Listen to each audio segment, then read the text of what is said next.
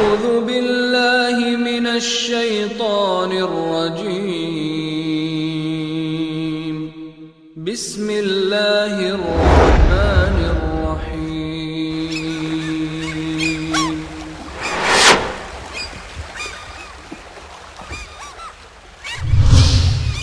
كنتم خير أمة أخرجت للناس تأمرون بالمعروف وتنهون عن المنكر وتؤمنون بالله.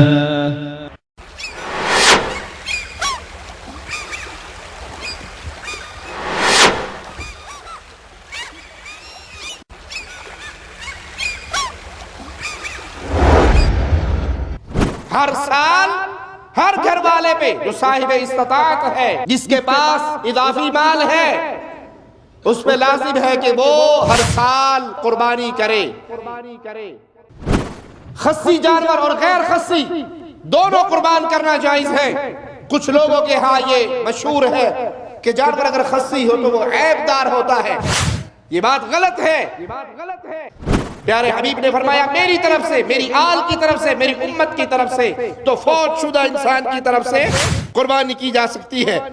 وَأَتِمُّوا الْحَجَّ وَالْعُمْرَةَ لِلَّهِ فَإِنْ أُحْصِرْتُمْ فَمَا اسْتَيْسَرَ مِنَ الْهَدْيِ وَلَا تَحْلِقُوا رُؤُوسَكُمْ حَتَّى يَبْلُغَ الْهَدْيُ مَحِلَّهُ فَمَنْ كَانَ مِنْكُمْ مريضا أو به أذى من رأسه ففدية من صيام أو صدقة أو نسك فإذا أمنتم فمن تمتع بالعمرة إلى الحج فما استيسر من الهدي فمن لم يجد فصيام 3 أيام في الحج و7 إذا رجعتم تلك 10 كاملة ذلك لمن لم يكن أهله حاضر المسجد الحرام واتقوا الله واعلموا أن الله شديد العقاب.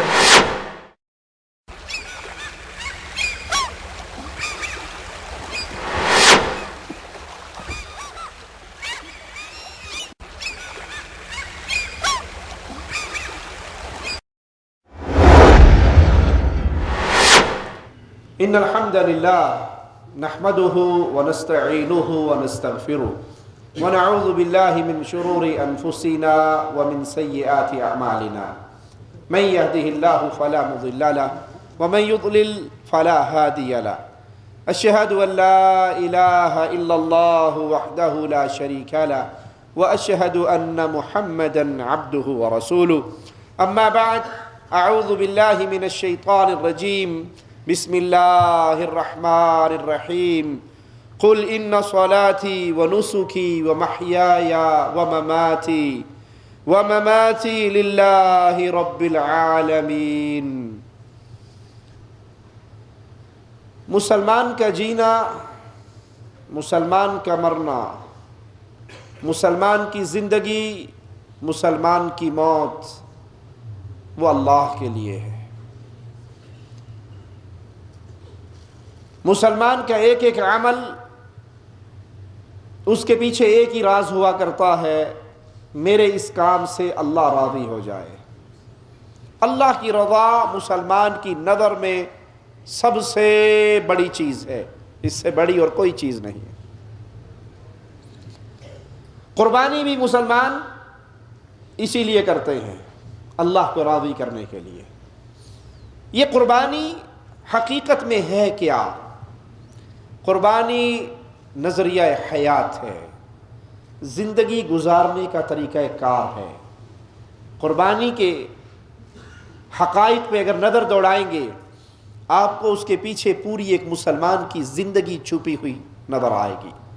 قربانی صرف بکرا ذبح کرنے کا نام نہیں ہے، جانور ذبح کرنے کا نام نہیں ہے. قربانی اللہ کو راضی کرنے کے لیے اپنی خواہشات کو چھوڑنے کا نام ہے. قربانی اعلان ہے، کہ مسلمان اپنی قیمتی سے قیمتی چیز قربان کر سکتا ہے اپنے خالق، مالک، رازق اللہ کو ناراض نہیں کر سکتا۔ اللہ کا حکم آ جائے تو انسان کی جان، مومن کی جان، مومن کا مال، مومن کی اولاد، اس کی کوئی قیمت نہیں ہے۔ قیمت تو اس بات کی ہے کہ میرے پاس جو کچھ ہے میں اسے قربان کر کے عرش والے اللہ کو راضی کر لوں۔ جس نے اس حقیقت کو سمجھا اس نے قربانی کی حقیقت کو جانا، اور جس نے صرف جانور خریدنا، پالنا، ذبح کر دینا، گوشت کھا لینا، گوشت کھلا دینا اسی کو قربانی سمجھی تو اس نے قربانی کی حقیقت کو نہیں جانا۔ آئیے ابراہیم علیہ السلام کی زندگی پہ نظر دوڑائیں۔ بڑھاپے میں اللہ نے اولاد دی، بڑھاپے کا بیٹا۔ آپ میں سے اکثر صاحب اولاد بیٹھے ہیں، آپ جانتے ہو کہ اولاد کی باپ کے دل میں کیا قیمت ہوتی ہے، اور خاص طور پہ وہ باپ جس نے رو رو کے اللہ سے اولاد مانگی ہو، خاص طور پہ وہ باپ جس کو جوانی کے اختتام پہ اولاد کی نعمت ملی ہو، اس اولاد کی کتنی قیمت ہوگی۔ لیکن جب اللہ کسی چیز کا حکم دیتا ہے، جو اللہ کے پیارے ہوتے ہیں وہ اپنی ہر چیز کو اللہ کے نام پہ قربان کر دیتے ہیں۔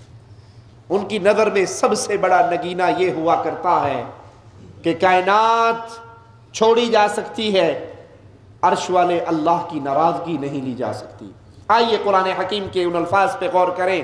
فَلَمَّا بَلَغَ مَعَهُ السَّعْيَ قَالَ يَا بُنَيَّ إِنِّي أَرَى فِي الْمَنَامِ أَنِّي أَذْبَحُكَ فَانظُرْ مَاذَا تَرَى۔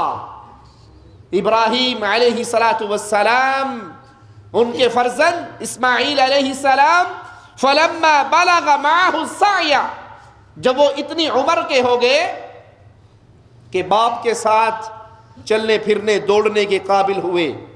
کیا معنی؟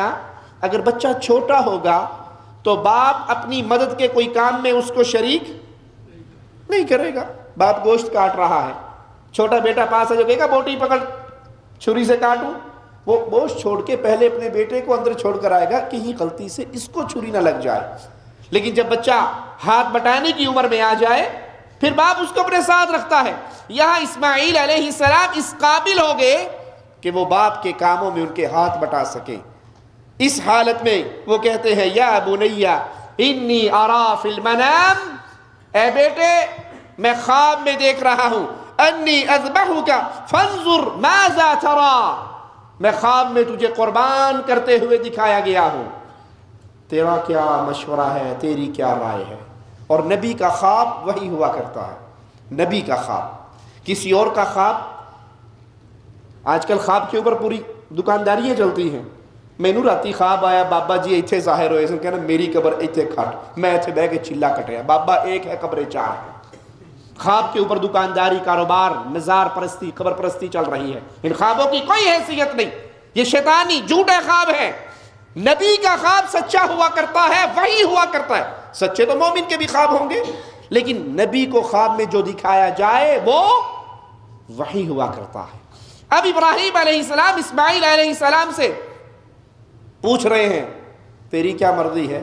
اس میں یہ نہیں کہ اللہ کا حکم مانا جائے یا نہ مانا جائے، ان سے یہ مشورہ ہو رہا ہے، نہیں، بلکہ ان کو اللہ کی وحی کا علم دیا جا رہا ہے تاکہ وہ بھی راضی ہو جائیں، اور دونوں باپ بیٹا اللہ کے حکم کو راضی ہو کے کریں، باپ کو تکلیف نہ ہو زبردستی کرتے ہوئے۔ ان کو علم دیا جا رہا ہے، پیغام پہنچایا جا رہا ہے، وگرنہ اللہ کے حکم پر مشورہ نہیں ہوگا کہ اللہ کا حکم آیا مانے یا نہ مانے۔ یہ تو ہم جیسے گناہ گاروں کی کیفیت ہے کہ اللہ کا حکم سن لیتے ہیں، پڑھ لیتے ہیں، سمجھ جاتے ہیں، ماننے کا وقت آتا ہے تو پھر مشورہ کرتے ہیں، بیگم صاحبہ تو کہیں گی تو داڑھی رکھ لاں گا، نہیں تو میں کدی نہیں رکھنی، میں بڑا پکا تیرا غلام ہاں۔ وہ اللہ کے حکم پہ مشورہ۔ بھائی جب اللہ کا حکم آ جائے، نماز پڑھتے ہوئے کیا کہتے ہیں ہم؟ آغاز کہاں سے ہوتا ہے؟ اللہ اکبر. کیا معنی؟ یہ ہاتھ اٹھے ہوئے کبھی آپ نے اس کی حکمت کو سمجھا؟ اللہ کے لیے اعلی مثال، پولیس والا جب آ کر کسی پہ رائفل تانتا ہے وہ سب سے پہلے کیا کرتا ہے؟ ہینڈز اپ. کیا معنی؟ مجرم نے ہاتھ اٹھائے ہوئے ہیں. کیا مطلب اس کا؟ کہ بھئی گولی نہ چلائی، میں ہاتھ چوک لینے، جو کہو گے میں مان لوں گا. میں نے ہاتھ کھڑے کر دیے، اب میرے اوپر میرا کوئی اختیار نہیں. تم کہو ہاتھ پیچھے کر کے باندھ لوں، تم مجھے گاڑی میں ڈال لو، جیل میں لے جاؤ، پولیس کو پکڑ، جو مرضی کر لو، میرے ہاتھ کھڑے ہیں. مومن جب نماز میں آتا ہے کہتا ہے اللہ اکبر، ہاتھ بھی اٹھے ہوئے ہیں اور زبان سے جملہ نکل رہا ہے اللہ تو سب سے بڑا ہے، اللہ تو سب سے بڑا ہے. ہاتھ اٹھا کر اللہ کی بڑائی کا اعلان مجھے اور آپ کو درس دے رہا ہے کہ اس جسم پہ میری کوئی حکومت، اس جسم پہ میرا کوئی کنٹرول. اب اس جسم پہ حکم چلے گا تو عرش والے اللہ کا چلے گا. وہ جواب میں اسماعیل علیہ السلام کیا کہتے ہیں؟ قال یا ابت افعل ما تؤمر. بابا جو آپ کو حکم ملا ہے، نبی نے تو خواب سنایا تھا، وہ جانتے ہیں بابا کا خواب اللہ کا آرڈر ہے. بابا جو آپ کو حکم ملا ہے اپنے حکم کو پورا کیجئے. ستجدونی انشاء اللہ من الصابرین. بابا مجھے صبر کرنے والا پاؤ گے، مجھے اللہ کے حکم کے سامنے سر جھکانے والا، صبر کرنے والا، ماننے والا پاؤ گے. اب باپ اور بیٹا تیاری کر لیتے ہیں اس قربانی کے لیے. اپنے سامنے رکھیے اس منظر کو، بابا اپنے بیٹے کو قربان کرنے کے لیے تیار ہے، بیٹا قربان ہونے کے لیے تیار ہے. باپ بیٹے کو قربان کیوں کر رہا ہے؟ اللہ راضی ہو جائے. بیٹا گردن پہ چھری پھروانے کے لیے کیوں تیار ہے؟ اللہ راضی ہو جائے. یہ اعلان ہے کہ اس دل میں محبت کا جو مقام اللہ کے لیے ہے وہ کسی اور کو دیا جا سکتا. سوچئے اللہ کے لیے، اللہ کے لیے سوچئے. قربانی کرنے والوں، کیا میں قربانی اسی نظریے سے کرتا ہوں؟ کیا قربانی کرتے ہوئے میرے جذبات یہی ہوتے ہیں کہ کوئی چیز بھی ایسی نہیں، کوئی چیز بھی ایسی نہیں جس کی اہمیت اللہ کے حکم سے زیادہ ہو، جس کی وجہ سے میں اللہ کے آرڈر کو ٹھوکر ماروں؟ کائنات میں کوئی چیز ایسی موجود؟ پریکٹیکل لائف میں آئیے، اپنے گھروں میں جھانکیے، اپنے وجود پہ غور کیجئے. میں کتنے اعمال وہ کرتا ہوں جو اللہ کو ناراض کرنے والے ہیں. میری بیوی کتنے اعمال وہ کرتی ہے جو اللہ کو ناراض کرنے والے ہیں. میری اولاد کتنے اعمال وہ ہیں ان کے جس کو کرنے کی بنا پہ خالق، مالک، رازق، الہ اللہ ناراض ہو جاتا ہے. میری قربانی کس کام کی ہے اگر قدم قدم پر میں اللہ کو ناراض کر رہا ہوں؟ یہاں باپ اور بیٹا راضی ہیں اللہ کے حکم کے سامنے، گردنیں جھکی ہوئی بیٹے کو لے کے چل پڑتے ہیں. بیٹا کہتا ہے بابا میرے کفن کے لیے آپ کے پاس اور کپڑے نہیں ہیں، میری اس قمیص کو اتار لو، اس کے بعد میری قربانی کے بعد مجھے اسی میں دفن کر دینا، اسی میں کفن دے دینا. تیاری ہو گئی، صرف گلے پہ چھری نہیں چلی. قمیض اتارتے ہیں، ابراہیم علیہ السلام پیچھے مڑ کے دیکھتے ہیں تو ایک مضبوط جسم والا مینڈھا کھڑا ہے، 2 سینگوں والا. آوازہ گونجتا ہے، مالک کی طرف سے اعلان ہوتا ہے. وہ اعلان سنیے، وَنَادَيْنَاهُ أَن يَا إِبْرَاهِيمُ. ہم نے آواز لگا کر کہا اے ابراہیم قد صدقت الرؤیا، ابراہیم تم نے خواب کو سچ کر دکھایا. ذبح تو نہیں کی اسماعیل علیہ السلام، چھری تو گلے پہ نہیں چلی، لیکن تیاری ہو گئی. اللہ دلوں کے حال کو جانتا ہے. بیٹا لیٹ چکا ہے، بابا اس کو پیشانی کے بل لٹا چکا ہے. کہیں بیٹے کا چہرہ آنکھوں کے سامنے آئے تو بوڑھے بابا کی ممتا کا، بابا کا پیار بیٹے والا نہ جاگے. پہلو کے بل لٹا لیا، پیشانی کے بل لٹا لیا. دونوں تیار ہو گئے اس قربانی کے لیے. مالک نے کہا تم نے اپنے خواب کو سچ کر دکھایا. اِنَّا كَذَلِكَ نَجْزِي الْمُحْسِنِينَ. ہم احسان کرنے والوں کو ایسے ہی جزا دیتے ہیں. یہ سنت ہے ابراہیم علیہ الصلاۃ والسلام کی، جو اللہ نے ہماری اس پیارے حبیب کی امت کے اندر بھی اس کو جاری اور ساری رکھا۔ یہ قربانی نظریات کو، خواہشات کو اللہ کے حکموں کے سامنے ذبح کرنے کا نام ہے۔ قربانی دو طرح کی ہے، ایک قربانی عبادت ہے، ایک قربانی عادت ہے۔ الا من رحم ربی، کلمہ پڑھنے والوں کی اکثریت قربانی عادتاً کرتی ہے، عبادتاً نہیں کرتی۔ عادت پڑی ہوئی ہے، باپ دادا کرتے آئے، سنتے آئے، مسلمانوں میں قربانی ہے، وہ بکرا لے کے ذبح کر دیتے ہیں۔ اس کی مثال سمجھاؤں آپ کو۔ ایک جگہ پر چاند رات ہمیں جانے کا اتفاق ہوا، کچھ مسلمانوں کی مجلس، ہمیں بھی کچھ دیر وہاں پر بیٹھنا تھا۔ مغرب کی نماز سے پہلے کا وقت ہے۔ اب وہ تاجر طبقہ، دکاندار لوگ اکٹھے تھے، ان کی بیٹھک تھی۔ ایک نے شروع کی، چودھری صاحب میں نے 25,000 کا بکرا لیا۔ دوسرا کہنے لگا، پاجی میں وچھا لیا 35,000 کا۔ اب وہ اپنے اپنے جانوروں کی قیمتیں اور ان کی جسامتیں وہ باہر دروازے پر بندھے ہوئے ہیں، وہ بیان کر رہے ہیں، میں نے اتنے کا لیا، میں نے اتنے کا لیا، میں نے اتنے کا لیا، میں نے اتنے کا لیا۔ ایک نے کہا میں نے 5 بکرے لیے۔ کافی رہیں گے نا جی، کافی بڑے 5 قربانی ہے، بڑی قربانی ہے۔ تھوڑی دیر کے اندر اذان ہو گئی مغرب کی۔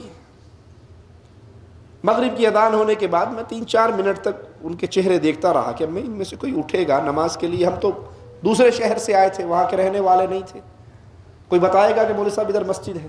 وہ اپنی باتوں میں گپ شپ میں لگے رہے۔ تو ہم نے کہا جناب مسجد کدھر ہے؟ انہوں نے کہا جی وہ چھت کے اوپر مسجد بنائی ہوئی ہے، آپ نے نماز پڑھنی ہے، یہ راستہ ہے، جائیے اوپر نماز پڑھ لیجیے۔ اور وہ خود وہیں گپ شپ کے اندر بیٹھے رہے۔ ہم اٹھے، وضو کیا، نماز پڑھی، چند ساتھی تھے اور ان کی مجلس برقرار رہی اور ان کی گپ شپ، میں نے اتنے 1000 کا بکرا لیا، میں نے اتنے 1000 کی گائے لی، میں نے اتنے 1000 کا بچہ لیا۔ یہ قربانی عادتاً قربانی ہے، عبادتاً قربانی نہیں ہے۔ اگر قربانی اللہ کی عبادت کے لیے ہو تو قربانی فرض نہیں ہے، قربانی سنت ہے ابراہیم علیہ السلام کی، جو ہماری امت میں بھی برقرار رکھی گئی۔ پیارے حبیب نے فرمایا تمہارے بابا ابراہیم کی سنت ہے، جو سنت کے لیے 25, 30, 40, 50 ہزار روپے لگائے گا وہ مغرب کی نماز چھوڑے گا۔ یہ دکھلاوا ہے لوگوں کے لیے۔ کوئی یہ نہ کہے اتنا مالدار ہے پھر بھی قربانی نہیں کرتا۔ ایک اور مثال سے سمجھاؤں، لا الہ الا اللہ، قربانی سنت ہے، اس میں کوئی شک نہیں، فرض نہیں ہے۔ اگر کسی کے پاس استطاعت ہو اور پھر بھی وہ قربانی نہ کرے، کتنا بڑا مجرم ہے؟ جس کے پاس استطاعت ہو قربانی نہ کرے، پیسہ ہونے کے باوجود قربانی نہ کرے۔ حدیث بیان کرتی ہے کہ پھر وہ استطاعت والا آدمی طاقت ہونے کے باوجود قربانی نہیں کر رہا، اس کی سزا یہ ہے ہماری عیدگاہ کے قریب نہ آئے، محروم رہے عید کی نماز سے، جو انعامات ملنے تھے اس سے محروم، جو مسلمانوں نے اپنے اللہ سے مانگنا تھا، دعائیں کرنی تھی، اس سے محروم۔ کافر تو نہیں، اسلام سے خارج تو نہیں، ثواب سے محروم ہوا نا۔ یہ سنت ہے، عید کی نماز سنت ہے، کوئی شک تو نہیں اس میں۔ عید کی نماز کے لیے اذان ہے، عید کی نماز کے لیے تکبیر ہے۔ عید کی نماز کسی کی رہ جائے تو دوبارہ پیچھے 4 آدمی آگے دوبارہ جماعت کروائیں گے جی، ثواب سے محروم ہوا نا، فرض تو نہیں، تاریخ تو نہیں فرض کا۔ اور کیا خیال ہے عید کی نماز پہ کوئی بندہ ایسا ہوتا ہے جو عیدگاہ میں نہ پہنچا ہوا ہو؟ سارے پہنچتے ہیں، بہترین کپڑے پہن کے، خوشبوئیں لگا کے تیار ہو گئے عید پڑھنے۔ اور جب کسی کی برائی کرنا بڑا ہی بڑا مجرم ہے، عید بھی نہیں پڑھتا، یہ اتنا بڑا مجرم ہے کہ عید بھی نہیں پڑھتا، بہت بڑا مجرم ہے یہ، عید بھی نہیں پڑھتا۔ عید کی نماز پہ مسلمانوں کی عیدگاہ بھری ہوئی ہوتی ہے نمازیوں سے۔ عید والے دن فجر کی نماز پہ مسلمانوں کا کیا حال ہوتا ہے؟ جھانکنا اپنے گریبانوں میں، عید والے دن فجر کی نماز پہ مسلمانوں کا کیا حال ہوتا ہے؟ الا من رحم ربی، چاند رات، عید کی رات شاپنگ میں، گپ شپ میں، میل ملاقاتوں میں، ٹیلی فون میں گزرتی ہے نا، اور وہ اٹھتے ہی عید کی نماز کی تیاری کے لیے ہیں، فجر کی نماز نصیب۔ اور جو فجر کی نماز کا تاریخ ہے، ایک نماز کا تاریخ پر اللہ کے پیارے حبیب کا کیا فرمان ہے؟ من ترک الصلاۃ متعمدا، جس نے جان بوجھ کے نماز ترک کی، فقط کفر، اس نے کفر کیا۔ کیا یہ قربانی، کیا یہ عید کی نماز ہماری عادتاً ہے یا عبادتاً ہے؟ ہم عبادت کر رہے ہیں یا عادت پوری کر رہے ہیں؟ اگر یہ عبادت ہو تو فرض نماز عید والے دن فجر کی اذان بھی ہے، تکبیر بھی ہے، رہ جانے والے کے لیے قضا بھی ہے، اس میں مسلمان نظر نہیں آتے اور عید کی نماز پہ پوری تیاری کے ساتھ جاتے ہیں۔ تیسری مثال دوں، یہ اپنے ایمان کو پرکھنے والی باتیں ہیں کہ میں کس راہ کر رہی ہوں، عادت پوری کر رہا ہوں یا عبادت کر رہا ہوں۔ عادت سے نجات نہیں ہوا کرتی، عادت تو ہلاک کر دیتی ہے اگر اس کے پیچھے اللہ کی محبت نہ ہو۔ وہ آتا نہیں ہے قصہ بچوں کی کتابوں میں مشہور کہ ایک کچھوا اور ایک بچھو دریا کے کنارے تھے۔ بچھو نے کہا کہ تم جا رہے ہو، مجھے بھی لے جاؤ، دریا کے اس کنارے پہ اتار دینا۔ کچھوے نے کہا کوئی بات نہیں، بیٹھ جاؤ میرے اوپر بیٹھ گیا۔ اب جب وہ درمیان دریا کے پہنچا تو بچھو نے اپنا کام شروع کر دیا۔ وہ کہنے لگا ٹھک ٹھک کی آواز کتوں آن رہی؟ انہوں نے کہا کوئی بات نہیں، مجھے تو عادت ہے ڈنگ مارنے کی۔ تم کچھوے کی اوپر والی جلد بڑی ہارڈ ہوتی ہے، اس پہ ڈنگ اثر نہیں کرتا، تمہیں کیا فرق پڑے گا، میری عادت پوری ہو جائے گی۔ اس نے کہا اچھا ٹھیک ہے، پھر مجھے بھی ایک عادت ہے غوطہ لگانے کی، میں بھی عادت پوری کر لیتا ہوں۔ اگر عادت عبادت نہ ہو، صرف عادت ہو، اس سے کوئی فائدہ؟ قربانی سنت ہے، اس سنت کے تحت ایک اور چھوٹی سنت ہے۔ قربانی کی سنت کے تحت ایک اور سنت ہے، وہ کیا کہ جب چاند نظر آ جائے، جس نے قربانی کرنی ہے وہ ناخن نہ کاٹے، وہ بال نہ کاٹے۔ آپ دیکھو گے 3، 4، 5 تاریخ کو، حج کی ذی الحجہ کی 5، 6 تاریخ کو دیکھو گے، سال ہا سال سے داڑھی مونڈنے والے، ان کی بھی داڑھی نکلی ہوئی ہوگی۔ اگر کوئی قربانی کرنے والا غلطی سے ناخن کاٹ بیٹھے، بال کاٹ بیٹھے، تو اس پہ کوئی کفارہ؟ اگر کوئی جان بوجھ کے کاٹ بیٹھے تو توبہ استغفار کرے، توبہ کرے، دم نہیں ہے اس پہ، توبہ کرے۔ اگر جان کے داڑیاں نکلی ہوئی لوگوں کی چھوٹی چھوٹی چھوٹی چھوٹی کچیاں ہر کسی کی نظر آئیں گی، گھاس اگا ہوا نظر آئے گا آپ کو، اس سے پوچھو بھائی ماشاءاللہ ماشاءاللہ آپ نے داڑھی رکھ لی؟ نہیں داڑھی تو نہیں رکھی۔ پھر یہ کیا؟ مولوی صاحب کمال کرتے ہو، مجھ سے پوچھ رہے ہو یہ کیا؟ آپ کو نہیں پتا چاند نظر آ گیا، اور آپ کو نہیں پتا اللہ کے نبی صلی اللہ علیہ وسلم کی حدیث ہے کہ جب چاند نظر آ جائے، جس نے قربانی کرنی ہے وہ بال نہ کاٹے، وہ ناخن نہ تراشے۔ ہاں جی بالکل حدیث ہے، تو دیکھو بس حدیث ہے تو ہم حدیث پہ عمل کر رہے ہیں، مسلمان نبی کی حدیث آئی، ٹھیک ہے بھائی آپ نے ماشاءاللہ 10 دن حدیث پہ بڑا اچھا عمل کیا، اب عید کی نماز پڑھ کے آگے قربانی ہو گئی۔ وہ گوشت کھانے سے پہلے نائی نو صدقے لے آئی، نائی کو بلا کر لاؤ، اور نائی کے سامنے بیٹھ کے پھر دوبارہ چیخنا ہو جاتا ہے۔ اس سے پوچھتے ہیں کہ یہ کیا ہوا؟ بول سب قربانی ہو گئی۔ اللہ کے بندوں کیا حدیث 10 دن کے لیے ہے بس؟ چلو یہ حدیث تو ہم نے بھی پڑھی، آپ نے بھی سنی کہ چاند نظر آنے کے بعد قربانی کرنے والا ناخن نہ تراشے، بال نہ کاٹے۔ کوئی ایک حدیث مجھے کوئی دنیا کا آدمی دکھا دے، اس کا شکریہ ادا کروں گا کہ اللہ کے نبی صلی اللہ علیہ وسلم نے فرمایا ہو قربانی کرنے کے بعد سب سے پہلے داڑھی مونڈو۔ چھوڑنے کی تو آ گئی نا، آپ نے چھوڑ دی، ہم نے مان لیا کہ حدیث ہے قربانی کرنے والا بال نہ کاٹے، ناخن نہ تراشے۔ اب قربانی کے بعد سب سے پہلے محمد کریم صلی اللہ علیہ وسلم کی سنت کو قتل کیا جاتا ہے، ذبح کیا جاتا ہے، گندگی کے ڈھیر پہ پھینکا جاتا ہے. یہ کون سی حدیث میں ہے؟ یہ بھی تو حدیث میں ہونا چاہیے نا. آپ نے 10 دن حدیث کی وجہ سے داڑھی نہیں کاٹی، اب 10 دن کے بعد جو شیو کر رہے ہو، یہ شیو کرنے کا حکم کون سی کتاب میں ہے؟ نہیں. حقیقت یہ ہے کہ 10 دن لوگ عادتاً بال نہیں کاٹتے، تو ہم بھی نہیں کاٹتے. یہ کام عبادت کے طور پہ نہیں ہو رہا، یہ کام اتباع مصطفیٰ صلی اللہ علیہ وسلم، فدا ہو ابی و امی، ان کے لیے نہیں ہو رہا. ان کی سنت پہ عمل نہیں ہے، عادت ہے. لوگوں کا یہ کام ہے، بھیڑ چال ہے، لوگ ایسے کرتے ہیں، میں بھی ایسے کرتا ہوں. اللہ کے لیے قربانی کو عادت نہ بناؤ، عبادت بناؤ. اور عبادت کیا ہے؟ زندگی کا ہر عمل اسلام کے مطابق ہو، وہ نماز ہو یا قربانی ہو. بخاری و مسلم میں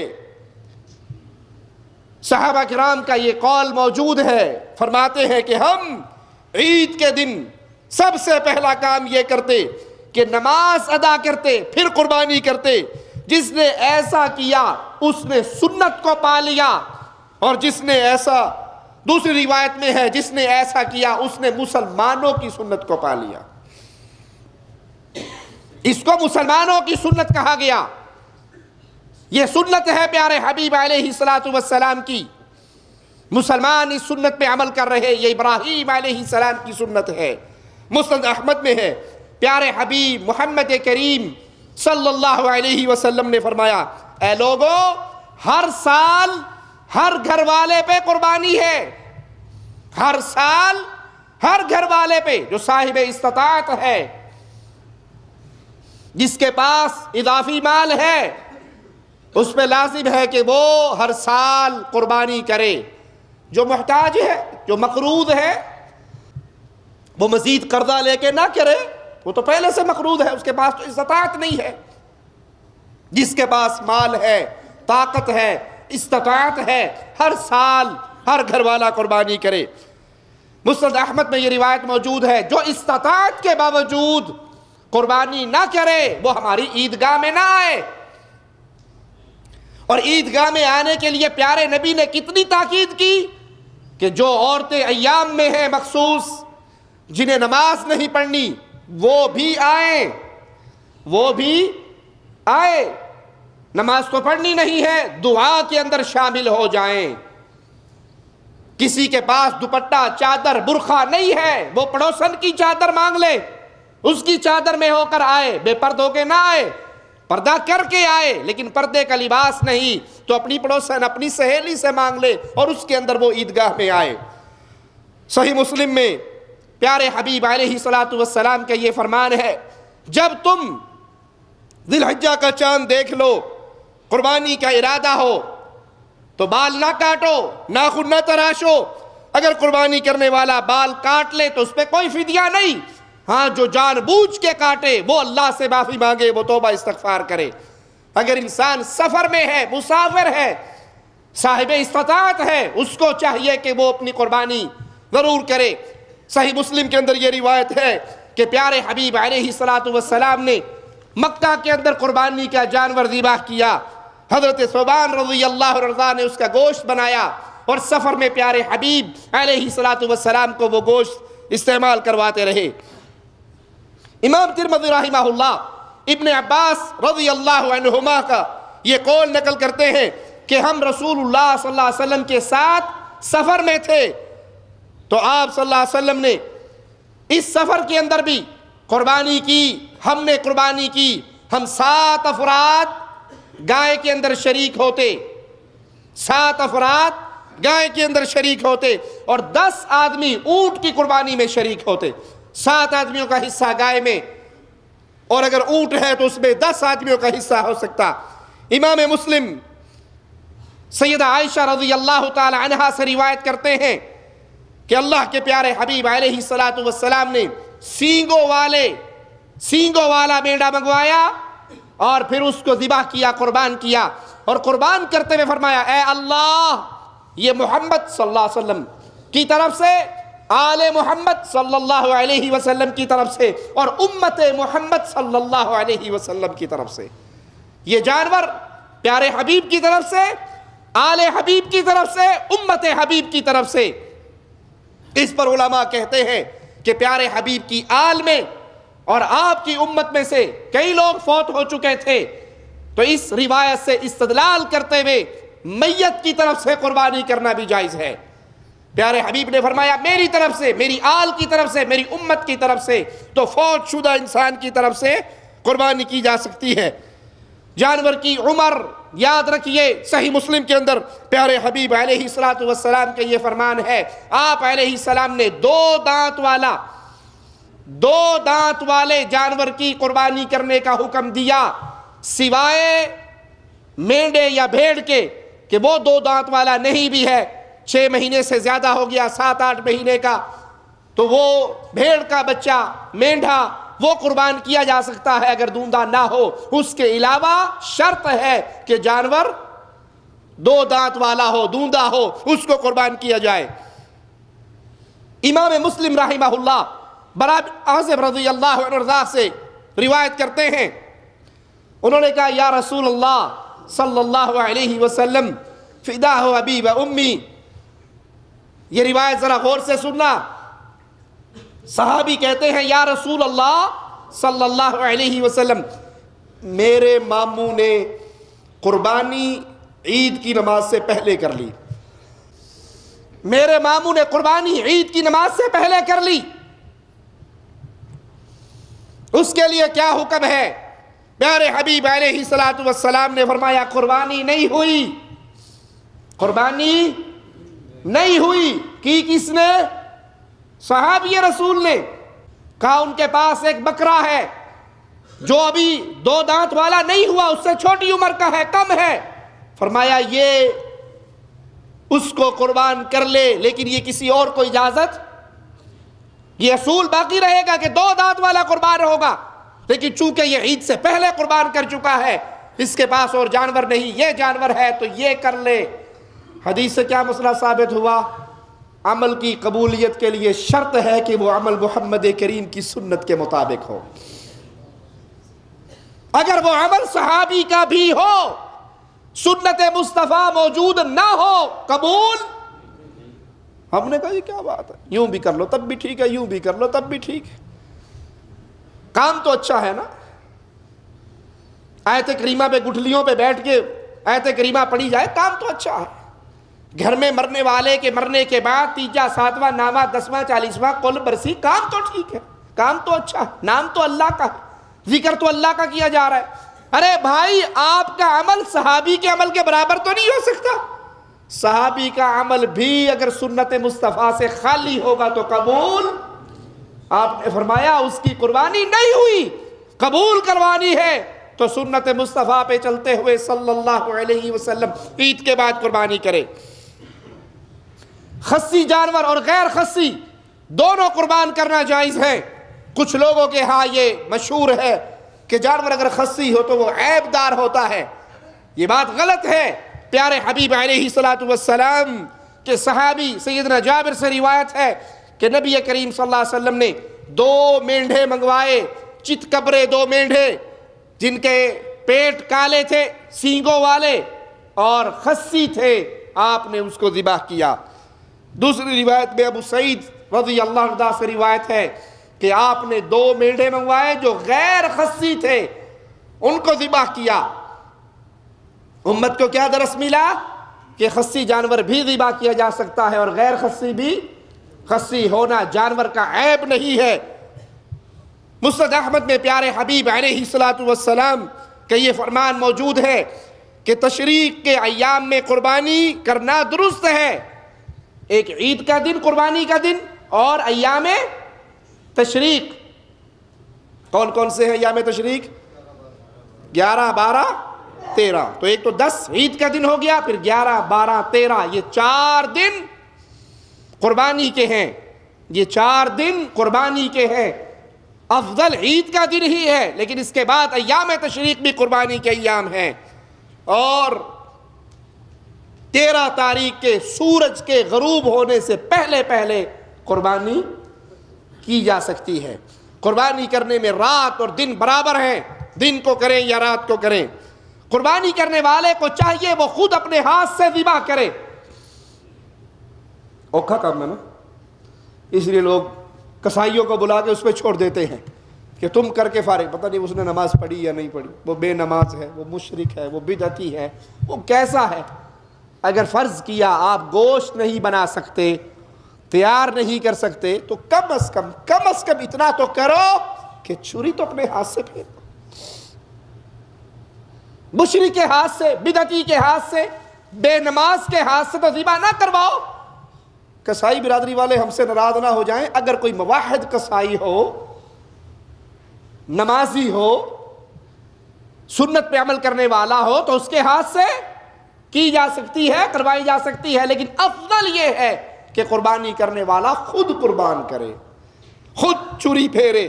امام بخاری سیدنا انس رضی اللہ عنہ وارضاہ سے روایت کرتے ہیں، پیارے حبیب محمد کریم صلی اللہ علیہ وسلم نے 2 چتکبرے مینڈوں کی قربانی دی، اپنے قدم ان کے پہلوؤں پہ رکھے اور بسم اللہ واللہ اکبر پڑھا اور اپنے ہاتھ سے انہیں ذبح کیا۔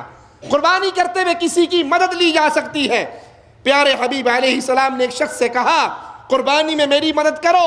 ایک شخص نے ابن عمر رضی اللہ عنہما سے اونٹ ذبح کرتے ہوئے ان کی مدد کی، وہ اونٹ نہر کر رہے، اونٹ قربان کر رہے، اور دوسرے آدمی نے ان کی مدد کی۔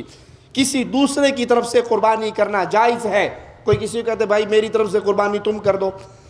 صحیح مسلم میں یہ روایت موجود ہے، پیارے حبیب محمد کریم صلی اللہ علیہ وسلم نے 100 قربانیاں کی، 100 جانور ذبح کیے، ان میں سے 63 قربانیاں پیارے حبیب نے اپنے ہاتھ سے ذبح کی، 63 اپنے ہاتھ سے ذبح کی، اور باقی قربانیوں کے لیے حضرت علی رضی اللہ عنہ وارضاہ کو حکم دیا، انہوں نے پیارے حبیب علیہ السلام کی طرف سے ذبح کی۔ اسی طرح عورت قربانی خود ذبح کر سکتی ہے، بلکہ بہتر ہے کہ عورتوں سے قربان کروایا جائے۔ ہماری عورتوں پہ تو اللہ معاف فرمائے اتنا حوصلہ ہی نہیں ہے، وہ کمرے کے اندر چھپکلی آ جائے تو باہر نکل جاتی ہیں، جی آپ جائیے اس کو باہر نکالیے تو میں آؤں گی۔ چھپکلی ہے، سوکن تو نہیں ہے جو اتنا ڈر کے بھاگ گئی۔ اتنی ڈرپوک عورتیں بنا لی، کاکروچ آ گیا بیگم بار بھاگی، کیڑا آ گیا بیگم بار بھاگی۔ بھائی بیگم سے قربانی کروائیے، اس کا یہ ڈر ختم کیجئے، جانور کو آپ قابو کر لیں، چھری بیگم کے ہاتھ میں دے اور کہ بسم اللہ اللہ اکبر اور چھری پھیر دے، اس کو ذبح کرے۔ مومنہ عورت بہادر ہوا کرتی ہے، بزدل نہیں ہوا کرتی، بہادر ہوا کرتی ہے۔ اور صحابہ کرام سے ثابت ہے وہ اپنی بیٹیوں سے، اپنی لڑکیوں سے قربانی کروایا کرتے تھے۔ یہ جاہلوں کے ہاں مشہور ہے کہ عورت اگر ذبح کر دے گی تو مکروہ ہو جائے گی۔ ہمارے شیخ حافظ عبداللہ بہاولپوری رحمہ اللہ کے پڑوس میں ایک شخص نے اپنی بیٹی کو بھیجا کہ جاؤ مولوی صاحب سے ذبح کروا کے لاؤ مرغی، تو حافظ صاحب گھر میں تھے نہیں تھے، گھر میں لائے تو ان کی زوجہ محترمہ نے ذبح کر کے ان کو پکڑا دی۔ اس بچی نے گھر آگے بتایا تھا کہ یہ حافظ صاحب کی بیوی نے ذبح کی ہے۔ وہ تھوڑی دیر کے بعد مرغی واپس لے کے آ گئے، تسی کھا لو، مکروہ ہو گئی، ساڈے واسطے جائز کوئی نہیں۔ یہ بات غلط ہے، عورت سے ذبح کروائیے، عورت خود اپنی قربانی کو ذبح کرے۔ امام بخاری رحمہ اللہ فرماتے ہیں ابو موسیٰ اشعری رضی اللہ عنہ اپنی بیٹیوں کو حکم دیا کرتے تھے اور ان کی بیٹی قربانی کو خود ذبح کیا کرتی تھی۔ صحیح بخاری میں ایک اور روایت ہے، ایک عورت نے تیز دھار پتھر سے بکری کو ذبح کر دیا تو پیارے حبیب علیہ السلام نے اس کے گوشت کو کھانے کا حکم دیا۔ اگر عورت کے ہاتھ کی قربانی مکروہ ہو جائے تو نبی آپ نے حکم دیا کہ اس گوشت کو کھا لیا۔ سب گھر والوں کی طرف سے ایک قربانی کافی ہے۔ سب گھر والوں سے مراد ایک ہنڈیا میں کھانا پک رہا ہے، ایک بندہ کمانے والا، اب اس کے نیچے جتنے لوگ ہیں، اس کے بھائی ہیں، چھوٹے بہنیں ہیں، باپ ہے، باپ کمانے والا، نیچے نسل ہے، اولاد ہے، ان سب کی طرف سے ایک قربانی کافی ہے۔ لیکن بھائی ہے، ہر بھائی کماتا ہے، ہر بھائی صاحب استطاعت ہے، روزگار پر ہے، طاقت والا ہے، تو پھر بہتر ہے کہ ہر آدمی جس کے پاس استطاعت ہے وہ اللہ کے لیے قربانی کرے۔ قربانی کو اچھے طریقے سے ذبح کرنا چاہیے. یہ نہیں ہے کہ بکرے کو لٹا لیا اور پھر آپ چھری پتھر پہ پھیرنے لگ جاؤ. اپنے اوزار پہلے مکمل تیار رکھو اور اچھے طریقے سے تیز دھار آلے کے ساتھ، تیز دھار چھری کے ساتھ جانور کو ذبح کرو. امام مسلم رحمہ اللہ سیدنا شداد سے روایت کرتے ہیں، وہ کہتے ہیں میں نے 2 باتیں رسول اللہ صلی اللہ علیہ وسلم سے یاد کی، 2 باتیں میں نے آپ سے سیکھی اور ان کو یاد رکھا کہ یقیناً اللہ تعالیٰ نے ہر چیز پہ احسان کرنا فرض قرار دیا ہے. جب تم قتل کرو میدان جہاد میں، قتل کرو تو اچھی طرح قتل کرو، اور جب تم ذبح کرو تو اچھی طرح ذبح کرو. کھنڈی چھری لے کے زور لگانا نہ شروع کرو، بلکہ چھری کو تیز ہو رکھو اور چھری کو جانور کے سامنے تیز نہ کرو. اسے 2 دفعہ نہ مارو کہ وہ پہلے ڈر ڈر کے اس کا خون خشک ہو جائے. الگ چھری تیار کرو اور اس کو اچھی طرح ذبح کرو. ذبح کرتے ہوئے بسم اللہ اللہ اکبر پڑھ کے اس جانور کو ذبح کر لیا جائے. امام بخاری رحمہ اللہ سیدنا انس رضی اللہ عنہ وارضاہ سے روایت کرتے ہیں، نبی کریم نے 2 چتکبرے سینگوں والے مینڈے قربان کیے، اپنے ہاتھوں سے ذبح کیا اور ذبح کرتے وقت فرمایا بسم اللہ واللہ اکبر. ذبح کرتے وقت جس کی طرف سے قربانی کی جائے اس کا نام ذکر کرنا چاہیے، لیا جانا چاہیے. جیسے پیارے حبیب علیہ السلام نے فرمایا کہ اے اللہ یہ میری طرف سے، آل محمد کی طرف سے اور امت محمد صلی اللہ علیہ وسلم کی طرف سے قبول فرما. اونٹ جب اللہ کے راستے میں قربان کیا جائے تو اونٹ قربان کرنے کا طریقہ شریعت اسلام ہمیں یہ سکھاتی ہے کہ اس کو 1 پاؤں باندھ کر 3 ٹانگوں پہ کھڑا کر کے کھڑی کیفیت کے اندر اس کو نہر کیا جائے. امام بخاری نے ابن عباس رضی اللہ عنہما سے روایت کیا ہے، ان کا قول نقل کیا ہے کہ اونٹ کو جب ذبح کیا جائے، نہر کیا جائے، قربان کیا جائے تو اسے کھڑے کر کے کیا جائے. امام ابو داؤد رحمہ اللہ سیدنا جابر سے روایت کرتے ہیں کہ بے شک نبی کریم صلی اللہ علیہ وسلم اور صحابہ کرام اونٹ کو ذبح کرتے وقت اس کا بایاں پاؤں باندھ لیتے، 3 پاؤں پہ اونٹ کو کھڑا کرتے. عبداللہ ابن عمر رضی اللہ عنہما نے ایک شخص کو دیکھا جو اونٹ کو بٹھا کر قربان کر رہا تھا، تو آپ نے ایسا کرنے سے اسے منع کر دیا. قربانی جس جانور کی جائے اگر اس کے پیٹ میں بچہ ہو تو اس کا کیا حل ہے؟ مسند احمد کے اندر ابو سعید رضی اللہ عنہ سے روایت ہے کہ نبی کریم نے فرمایا پیٹ میں موجود بچے کا ذبح اس کی ماں کا ذبح کرنا ہے. آپ نے بکری کو، اونٹنی کو، گائے کو ذبح کیا، اس کے پیٹ سے بچہ نکلا، اگر وہ مردہ حالت میں ہے تو ماں کا ذبح کر دینا اس کا بھی ذبح ہو گیا، وہ اس کے لیے کافی ہے. لیکن اگر وہ زندہ حالت میں ہے تو اس کو ذبح کیا جائے گا. صحابی پوچھتے ہیں یا رسول اللہ صلی اللہ علیہ وسلم پیٹ کے بچے کو کھائیں یا پھینک دیں؟ تو آپ نے فرمایا چاہے اس کو کھا لو یا چاہے اس کو پھینک دو. قربانی کا گوشت وہ انسان خود کھائے، اپنے گھر والوں کو کھلائے اور پھر غریبوں فقیروں کے اندر بھی بانٹ سکتا ہے، اس کو سٹاک بھی کر سکتا ہے، خود بھی کھائے، گھر والوں کو کھلائے، غریبوں کو کھلائے، اور اگر اضافی گوشت ہے اس کو سیو کرنا چاہے تو کر سکتا ہے. سیدہ عائشہ رضی اللہ عنہا سے امام مسلم روایت کرتے ہیں کہ نبی کریم نے فرمایا میں نے تمہیں غریب، فقراء، مفلوق الحال لوگ ان کی وجہ سے، ان کے آنے کی بنا پر 3 دن سے زیادہ گوشت ذخیرہ کرنے سے منع کیا تھا. 3 دن سے زیادہ اپنے گھر میں قربانی کا گوشت کوئی نہ رکھے. اس کی وجہ وہ فقیر لوگ جو آئے تھے وہ تھی. اب تم گوشت کھاؤ، اہل و عیال کو کھلاؤ، ذخیرہ کرو، فقراء میں بانٹو، اس کی اجازت ہے. صحیح بخاری میں پیارے حبیب محمد کریم صلی اللہ علیہ وسلم کا یہ فرمان موجود ہے. آپ نے فرمایا کھاؤ، کھلاؤ اور ذخیرہ کرو. صحیح مسلم میں ہے پیارے حبیب نے فرمایا میں نے تمہیں 3 دن سے زیادہ قربانی کا گوشت ذخیرہ کرنے سے منع کیا تھا، اب تم جتنا چاہو ذخیرہ کر سکتے ہو. قربانی میں قصاب جو گوشت جانور ذبح کرنے کاٹنے آیا ہے بطور اجرت قربانی کا گوشت اس کو نہیں دیا جا سکتا. بس ٹھیک ہے ہماری گائے ذبح کر جو اس کی کھال تمہاری ہو جائے گی، نہیں، اس کو اجرت جو آپ نے طے کی ہے وہ الگ دیجئے.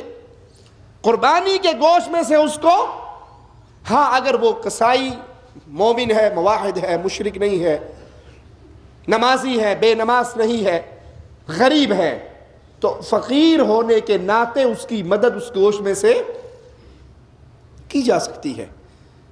فقیر ہونے کے ناطے قربانی کی اجرت کے بدلے میں اس کو گوشت یا سری یا پائے یا کھال نہیں دینے چاہیے. مسند احمد میں برا بن عازب سے روایت ہے کہ رسول اللہ صلی اللہ علیہ وسلم ہمارے درمیان کھڑے ہوئے اور ارشاد فرمایا 4 قسم کے جانور قربانی کے لیے جائز نہیں. 4 قسم کے جانوروں کی قربانی نہیں ہو سکتی. کون کون سے؟ ایسا جانور جس کی ایک آنکھ نہیں، کانا ہے، جس کی دونوں نہیں، وہ تو کنفرم ہے، یہاں تو ایک آنکھ سے بھی منع کیا جا رہا ہے. جس کی ایک آنکھ نہیں اور واضح نظر آ رہا ہے اس کی ایک آنکھ نہیں، تو یہ عیب دار جانور ہے، اس کو قربان نہیں کیا جائے گا. بیمار دور سے نظر آ رہا ہے کہ مریل سا گرتا پڑتا ہوا آ رہا، اس کی بیماری واضح ہے، اس کو قربان. لنگڑا جس کی لنگڑاہٹ عیب دور سے نظر آ رہا ہے، اس کو قربان نہیں کیا جا سکتا. اور اسی طرح اتنا بوڑھا کہ ہڈیوں کا پنجر نکلا ہوا ہے، گوشت ہے ہی نہیں اس کی جسم پر، تو ایسا بوڑھا جانور بھی ذبح نہیں کیا جا سکتا. اسی طرح اس کے کان اچھی طرح دیکھے جائیں. کانوں میں اگر کان کٹے ہوئے ہیں، کچھ لوگوں کی عادت ہے کان کاٹ دینا، غلط عادت ہے یہ، اس جانور کی قربانی نہیں ہوتی. کان چیرے ہوئے ہیں، درمیان میں سے کاٹ دیے ہیں، وہ بھی جائز نہیں. کانوں میں سوراخ کر دیتے ہیں لوگ، یہ بھی جائز نہیں، بلکہ اس کے کان سلامت ہونے چاہیے. مسند احمد میں یہ روایت ہے سیدنا علی رضی اللہ عنہ سے کہ ہمیں رسول اللہ صلی اللہ علیہ وسلم نے حکم دیا ہم قربانی کے جانور کی آنکھوں کانوں کو اچھی طرح دیکھ لیں.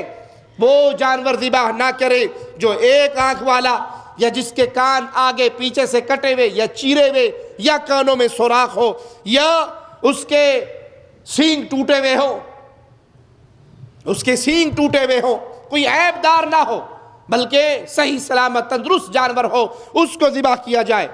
اسی طرح بعض لوگوں کے ہاں رواج ہے بھینس کی قربانی کرنے کا. بھینسے کی قربانی کرتے ہیں تو بھینس کی قربانی جائز، بھینسے کی قربانی جائز نہیں ہے. کیوں؟ قربانی کے جانور رسول اللہ صلی اللہ علیہ وسلم نے بیان کیے. اونٹ میل اور فیمیل، اسی طرح گائے، اسی طرح بکری، یہ 3 قسمیں بیان ہوئی. ان کی میل فیمیل جتنی ہے، بکری کے بعد مینڈھا، مینڈھے کی آگے جتنی نسلیں ہیں وہ ساری جائز ہیں. بھینس کا ذکر حدیث میں نہیں ہے، اگرچہ بھینس حلال ہے، 4 پاؤں والی چوپائے میں شامل ہے، لیکن ان نشانیوں پر قیاس کرتے ہوئے قربانی کے جانوروں میں اور جانور داخل نہیں کر سکتے. اگر یوں قیاس کریں گے تو بکری پہ ہرن کو قیاس کرو، ہرن کی قربانی میں جائز کرو. نہیں، قربانی کے جانور بیان ہو چکے، اونٹ، گائے، بکری، مینڈھا ٹائپ، اس میں سے جتنی چیزیں ہیں وہ تمام قربانی کے جانور ہیں. آئیے سب سے آخری بات اور سب سے اہم بات، قربانی قبول کس کی ہوگی؟ یہ قربانی کے جانور جو ذبح ہو رہے، اللہ کے ہاں نہ اس کا گوشت جاتا ہے نہ اس کی کھال جاتی ہے، وہاں تو دلوں کا حال پہنچتا ہے. مالک دلوں کی کیفیت کو دیکھتا ہے. اگر کوئی شخص اللہ کے ساتھ شرک کرتا ہے، میں علی وجہ البصیرہ یہ بات کہہ رہا ہوں، دلائل کی انبار کی بنیاد پر یہ بات کہہ رہا ہوں، جو بندہ مشرک ہے، جو قبروں پہ سجدے کرتا ہے، قبروں کا طواف کرتا ہے، رسول اللہ صلی اللہ علیہ وسلم کو نور من نور اللہ سمجھتا ہے، پیارے حبیب کو، باقی انبیاء کو، صحابہ کرام کو، اولیاء کو مشکلیں ٹالنے والا سمجھتا ہے، ان کو پکارتا ہے، کشتیوں میں بیٹھتا ہے تو بہاول حق بیڑا دھک، یاری والے پار لگانا، مولا علی مشکل کشا میری کشتی پار لگا دینا، یہ شرک اکبر کر رہا ہے. مشرک کا کوئی عمل اللہ قبول نہیں کرتا. پہلے شرک سے توبہ کیجئے، توحید کو تسلیم کیجئے. مشرک حج کرے تو برباد، مشرک قربانی کرے تو برباد، مشرک جہاد کرے تو برباد، مشرک صدقہ خیرات دے تو برباد. مشرک کا کوئی عمل اللہ قبول حالت شرک میں نہیں کرتا جب تک وہ شرک سے برات نہ کر لے. تو قربانی کرنے والے بھائی، اللہ کی عبادت والے کام جو خالص اللہ کی عبادت میں ہے، جو کام اللہ کی عبادت کہلاتے ہیں، اگر وہ کوئی ایک عمل بھی آپ غیر اللہ کے لیے کر رہے ہیں، یہ قربانی مال کی قربانی ہے، مال کا خرچ کرنا ہے، یہ عبادت ہے اللہ کی۔ اگر آپ کسی بابے کے نام پہ 11ویں دے کر یہ شرک وہاں کر رہے ہیں، کسی کے نام پہ نظر دے کے، کسی کے نام پہ سبیل لگا کے یہ وہاں کر رہے ہیں، تو آپ یہ شرکی عمل کر رہے ہیں، اور مشرک کا کوئی عمل اللہ قبول نہیں کرتا۔ انہو من یشرک باللہ، جو اللہ کے ساتھ شرک کرتا ہے اس کا ٹھکانہ سیدھا جہنم ہے۔ وہ جتنی مرضی قربانیاں کر لے، وہ روزے رکھ لے، وہ اعتکاف بیٹھ جائے، وہ جہاد و قتال میں شریک ہو جائے، مشرک کا جرم اتنا بڑا ہے، اس کی کوئی نیکی کہلاتی نہیں ہے۔ بے نماز کی قربانی برباد ہے۔ جملہ میرا کڑوا ہے، معاف کر دینا، نہیں بھی کرو گے تو چندے مانگنے کے لیے کھڑا نہیں ہوتا۔ بے نماز کی قربانی برباد ہے، مردود ہے۔ جو نماز نہیں پڑھتا اس کے لیے قربانی ہے ہی نہیں۔ جو مستقل نماز کا تارک ہے وہ امت محمدیہ کا فرد نہیں ہے۔ کڑوی بات لیکن حقیقت پر مبنی، جو مستقل نماز کا تارک ہے وہ امت محمدیہ میں سے نہیں ہے۔ اسے کوئی ضرورت نہیں وہ 40,000 20,000 کا بکرا لے، جانور لے، ذبح کرے۔ بے نماز کی کوئی قربانی نہیں۔ اسی طرح حرام کھانے والا، سود کھانے والا، سودی بینکوں کا منیجر ہو، سودی بینکوں کا کلرک ہو، سودی بینکوں کا گن مین ہو، سودی بینک کے ساتھ کسی طرح اس نظام کی سپورٹ کرنے میں شامل ہو، جو سود کھاتا ہے اس کی قربانی برباد ہے۔ کیوں برباد ہے؟ کیوں برباد ہے؟ کہ اللہ حرام مال کو قبول۔ حصہ اگر آپ قربانی میں کہیں ڈالیں تب بھی یہ مسائل یاد رکھیں۔ گائے میں 7 حصے ہیں، 6 حصے مواحدوں کے ہیں، 1 حصہ مشرک کا آ گیا، سارے برباد ہو گئے۔ 1 حصہ مستقل بے نماز کا آ گیا، سارے برباد ہو گئے۔ اپنے حصے میں حصہ ڈالتے ہوئے یہ نہ دیکھے چچا کا حصہ، ماموں کا حصہ، خالہ کا حصہ آ گیا، خاندان فیملی ممبر نے مل کے قربانی کر لی۔ پہلے یہ دیکھے یہ سارے مواحد ہیں، یہ سارے نمازی ہیں، یہ سارے حلال کھانے والے ہیں، ان میں سود والا تو نہیں ہے، لاٹری والا تو نہیں ہے، جوئے والا تو نہیں ہے، رشوت والا تو نہیں ہے، شراب بیچنے والا تو نہیں ہے، حرام کام کرنے والا تو نہیں ہے۔ رزق حلال ہونا شرط ہے، نمازی ہونا شرط ہے، مواحد ہونا شرط ہے۔ یہ قربانی انسان کے درجات کی بلندی ہے، اللہ کی رضا کو حاصل کرنا ہے، اور اللہ مشرک سے راضی نہیں ہوتا۔ اللہ کے لیے اس کی روح کو سمجھیے، اس قربانی کے مقاصد کو سمجھیے۔ مقصد یہ ہے کہ کوئی چیز ایسی نہیں جس کو اللہ کے حکم پہ فوقیت دی جائے۔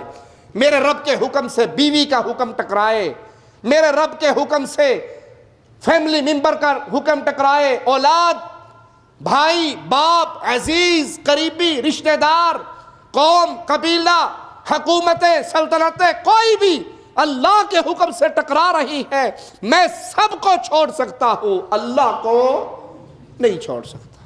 جس نے یہ سبق یاد کیا اسے مبارک ہو خون بہانا، اسے مبارک ہو قربانی کرنا۔ اللہ اس کی قربانی کو قبول فرمائے، اس کے لیے جنت میں جانے کا ذریعہ بنائے۔ اور اگر یہ سبق یاد نہیں، فجر کی نماز چھوڑ دی، عید کی نماز پڑھ لی تو برباد ہو گئے۔ حرام مال سے، سگریٹ بیچنے والے مال سے، داڑھی مونڈنے والے مال سے اگر آپ نے قربانی کر بھی لی، اللہ کو گندا مال پسند ہی نہیں ہے۔ اللہ سے دعا ہے اللہ ہماری خطاؤں کو معاف فرمائے، اللہ ہماری سیاہکاریوں کو معاف فرمائے، اللہ ہمیں زندہ رکھے، ایمان پہ رکھے، موت دے تو اس حال میں دے، اللہ ہم سے راضی ہو، ہم اپنے اللہ سے راضی ہوں، ہماری قربانیاں خالص اللہ کے لیے ہوں، ریاکاری سے پاک ہوں، اللہ اخلاص کی دولت عطا فرمائے، اتباع مصطفیٰ صلی اللہ علیہ وسلم کی عظیم دولت عطا فرمائے۔ اقول قولی ھذا واستغفر اللہ لی ولکم ولسائر المسلمین فاستغفروہ انہ هو الغفور الرحیم۔ کیا فقیر کو قربانی کا گوشت دے سکتے ہیں؟ جی، فقیر کو قربانی کا گوشت دیا جائے، مواحد ہو، نمازی ہو، اس کو قربانی میں سے گوشت میں سے کھلایا جائے۔ اگر ہم لوگ ادھر ہیں تو اپنے ملک میں قربانی کر سکتے ہیں، بہتر ہے جہاں آپ ہیں وہیں پہ قربانی کریں، اور اگر آپ کو یہاں میسر نہیں ہے، معاملات مشکل ہیں، تو اپنے ملک میں بھی کی جا سکتی ہے۔ کیا چل کر مسجد جانے کا ثواب زیادہ ہے یا سواری پہ سوار ہو کے؟ چل کر مسجد جانے کا ثواب زیادہ ہے۔ ایک حادثے میں چند عورتیں مر جائیں اور ان عورتوں میں مسلم عورت کون ہے، کس طرح معلوم ہوگا؟ حسن ظن کے طور پہ، واللہ عالم، کس علاقے میں، مسلمان علاقے میں مری ہیں، کس علاقے میں مری ہیں، اس کے کچھ جاننے والا کوئی آگے پیچھے کوئی نہ کوئی ہوگا، تو وہاں پہ حسن ظن کے طور پہ ان کے ساتھ معاملہ کیا جائے۔ عمرہ کر کے سر منڈوا سکتا ہے، نہیں منڈوانا ہے، نہیں منڈواؤ گے تو ایک بکری دینی پڑے گی، دم پڑ جائے گا۔ اللہ کے پیارے نبی صلی اللہ علیہ وسلم کے نام سے قربانی دی جا سکتی ہے۔ یہ عمل ہمارے علم کے مطابق کسی صحابی سے، کسی صحیح حدیث سے ثابت نہیں کہ صحابہ کرام نے پیارے حبیب علیہ الصلوۃ والسلام کی طرف سے قربانی کی ہو۔